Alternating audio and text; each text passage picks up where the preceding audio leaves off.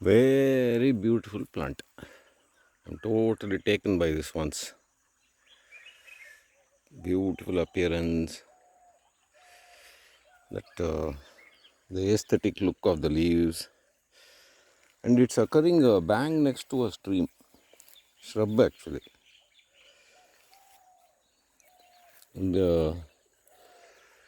I think male and female flowers may be different. At least that's what it looks like now.